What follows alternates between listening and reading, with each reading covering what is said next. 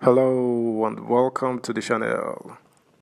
It was one of the first few appointments President Bola Ahmed Tinubu made after assuming his role as Commander-in-Chief.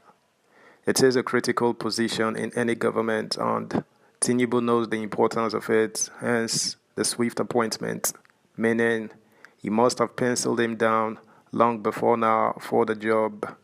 It was an appointment that was also widely lauded by all and sundry. Subscribe, like, share, and comment. Thank you. No easy task for the new SGF. One of the very first few appointments made by President Bola Ahmed Tinubu that have received spectacular laudation from a wide spectrum of stakeholders is the choice of Senator George Akume as Secretary to the Government of the Federation, SGF. Tinubu's appointment of Akume is not another political gaucherie by a Nigerian leader. On personal and official levels, both the boss and the employee have known each other for over 2 decades. Besides, being members of the class 1999 of the Nigerian governors, Tinubu and Akume also worked as close political associates in the defunct Action Congress of Nigeria (ACN), a party created by Tinubu to advance his interests and those of his allies. The president himself deeply understands the prodigious responsibilities of the office of the SGF and believes with the benefits of hindsight that Akume is a round peg in a round hole for the job. Akume, a retired public servant who rose to the peak of his career at the state level and ventured into politics as a seasoned politician, in the view of several commentators, deserves this all-important appointment.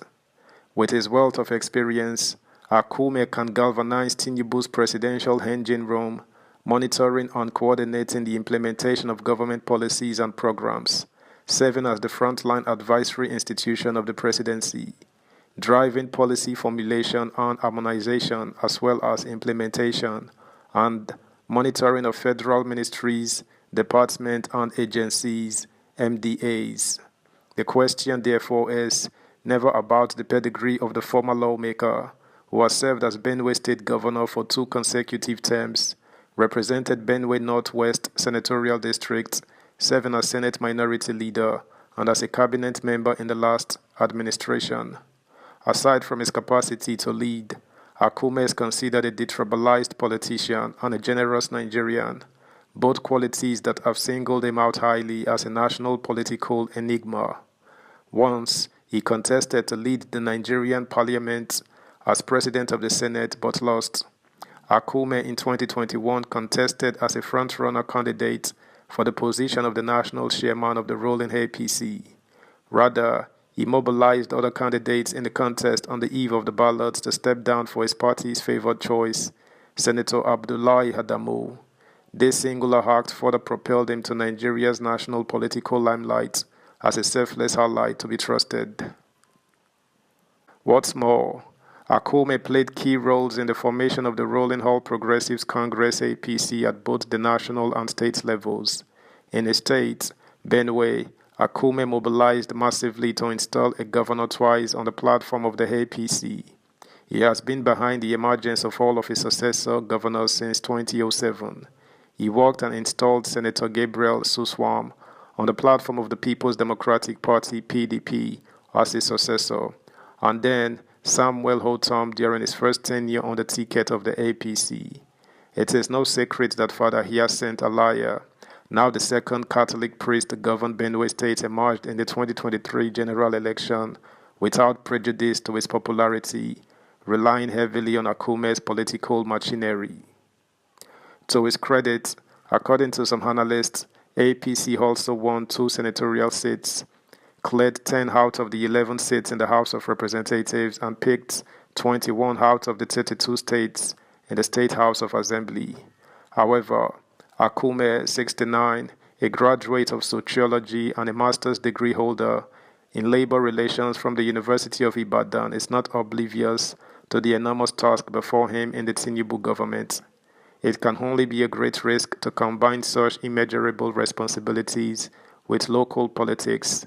Since his inauguration on June 7, 2023, even his close associates believed it is no longer business as usual. He has been moving from one national assignment to several nocturnal high-profile meetings, it was gathered. The new SGF in less than 4 weeks coordinated, managed and announced President Tinubu's directives on the suspension of the governor of the Central Bank of Nigeria, CBN, Godwin Emefiele, and chairman of the Economic and Financial Crimes Commission, EFCC, Abdulrasheed Bawar. Subscribe, like, share, comment, and please turn the notification bell on. Thank you.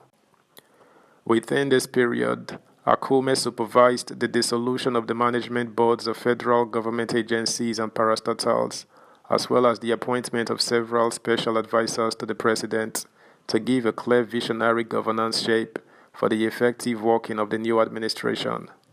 The office of the SGF on June 19 announced President Tinubu's approval for the appointment of the nation's new service chiefs and the Inspector General of Police, retiring those previously serving in these respective positions. Besides, on behalf of the Nigerian government, the SGF has held several meetings with delegations of the international community, including the European Union, EU, and the British High Commission to Nigeria, where he sought to deepen bilateral relationships in the areas of security, infrastructure, agriculture, and support to consolidate on the country's democratic gains. He also held bilateral talks with the Chinese ambassador to Nigeria, Xu Jianchun, during which the SGF solicited additional investment from the Asian giant. On Thursday, June 15, 2023, Akume met with members of the Global Fund to Fight AIDS, Tuberculosis and Malaria, and Country Coordinating Mechanism CCM to discuss pertinent issues bordering on the nation's health sector, especially regarding sustained global funding in tackling the scourge of AIDS, malaria, and tuberculosis. The SGF on June 26 represented President Tinubu at many important events, including the recently celebrated United Nations International Day Against Drug Abuse and Illicit Trafficking, which was held at the Presidential Villa. It is obvious that in crisscrossing the handling of all of these critical issues on behalf of the executive arm of the national government, Akume does not need any distraction, especially from his home front. That's the news, guys. Thanks for listening. Until next time. Bye.